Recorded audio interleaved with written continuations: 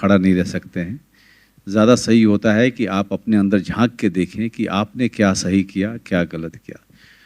और जहाँ तक बात है दूसरे साइलेंस की, तो दूसरा साइलेंस ये होता है कि जब चीज़ें आपके आसपास बहुत ज़्यादा उलझ गई हों, तो आप बात करके उसको सुलझा नहीं कर सकते हैं।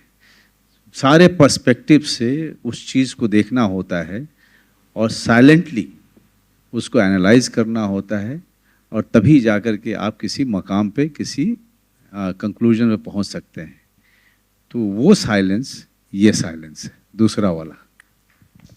हाय centre, Mayur here from beyond Bollywood. मेरा सवाल मनोज जी से है। सर, मैंने आपके एक इंटरव्यू में आपने बड़ी खूबसूरत बात कही थी कि सिनेमा से अगर वाकई अगर कुछ बदल सकता है तो वो है लोगों के हेयर स्टाइल। तो सर, अगर आप मेरी टाट देख पा रहे हो तो कुछ बता सकते हैं कि मुझे किसका हेयर स्टाइल फॉलो करना चाहिए? नहीं, वो पारुल वो चीज़ बेचती है। पारुल पारुल पारुल वो बालों के वो सारी चीज़ें बेचती हैं जिससे कि आप किसी भी एक्टर का हेयर स्टाइल पा सकते हैं। थैंक यू आजकल इंस्टाग्राम वो काम कर रहा है। ये मैंने बालों पे लगाया, आपको चाहिए तो contact ji, shine hair style, DM me. Shine hair. Parul, अपना इंस्टाग्राम हैंडल बता दो। निश हेयर। तो आपने समझ लिया। ओके पारुल, तुम्हारा काम हो गया। थैंक यू सर, अब मैं चली जाती हूँ। निश हेयर गाइस, और साइलेंस टू देख लेना।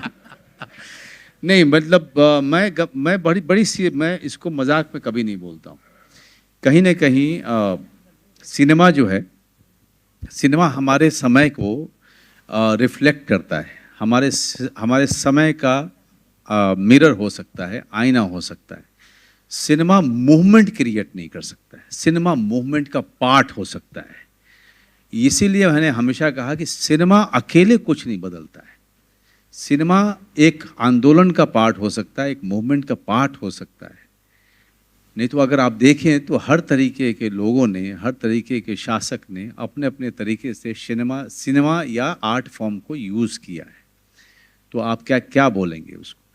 क्योंकि वो सिनेमा या कोई भी आर्ट फॉर्म उसका हिस्सा हो सकता है, कभी भी वो दिशा नहीं दिखा सकता है।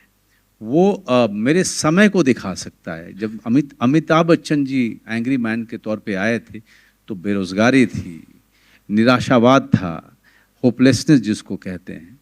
उस समय आम आदमी को पता नहीं था कि अपने आप को वेंट आउट कैसे करे, कहाँ पे देखे। तो अमिताभ बच्चन जी में उन्होंने अपने आप को देखा, और वहाँ पर उनकी फिल्में देख करके उन्होंने वेंट आउट किया। उनको लगा कि ये मैं हूँ जो सामने खड़ा है, और वो दुनिया से, वो सिस्टम से लड़ रहा है।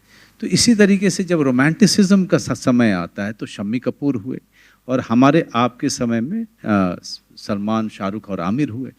तो हम जो सिनेमा देखते हैं वो हमारे दौर का आईना होता है। वो खुद में कोई आंदोलन और या मूवमेंट नहीं होता है।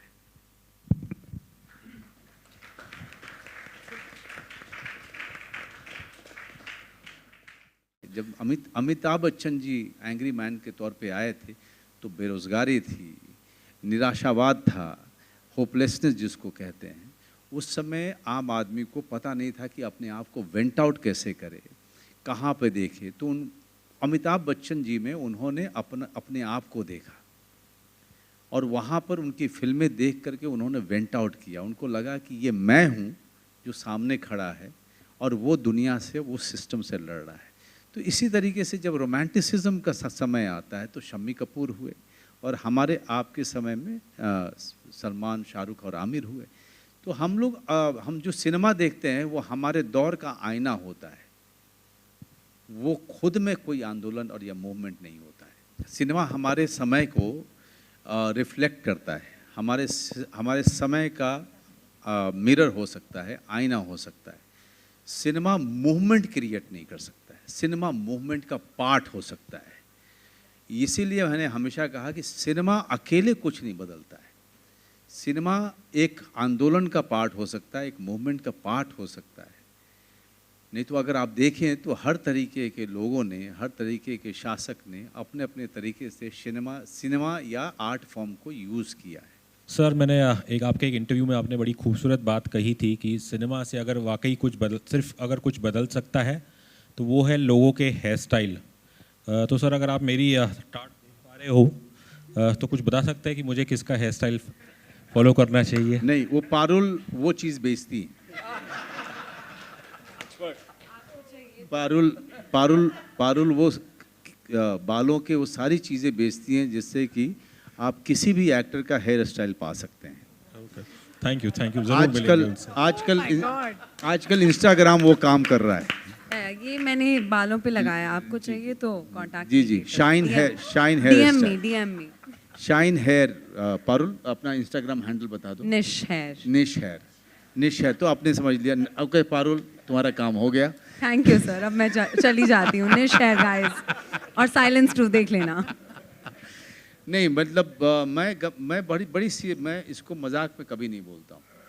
कहीं ना कहीं सिनेमा जो है, सिनेमा हमारे समय को रिफ्लेक्ट करता है। हमारे समय का मिरर हो सकता है, आईना हो सकता है।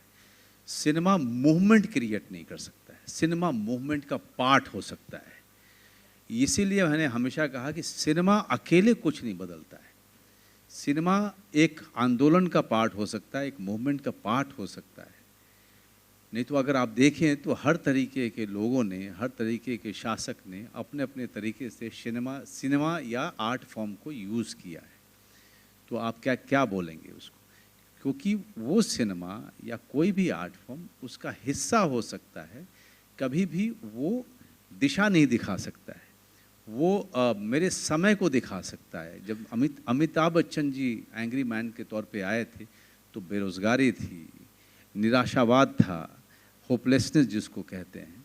उस समय आम आदमी को पता नहीं था कि अपने आप को वेंट आउट कैसे करे, कहाँ पे देखे। तो अमिताभ बच्चन जी में उन्होंने अपने आप को देखा और वहाँ पर उनकी फिल्में देख करके उन्होंने वेंट आउट किया। उनको लगा कि ये मैं हूँ जो सामने खड़ा है और वो दुनिया से, वो सिस्टम से लड़ रहा है।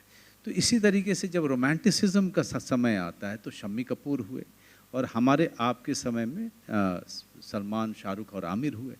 तो हम जो सिनेमा देखते हैं वो हमारे दौर का आईना होता है। वो खुद में कोई आंदोलन और या मूवमेंट नहीं होता।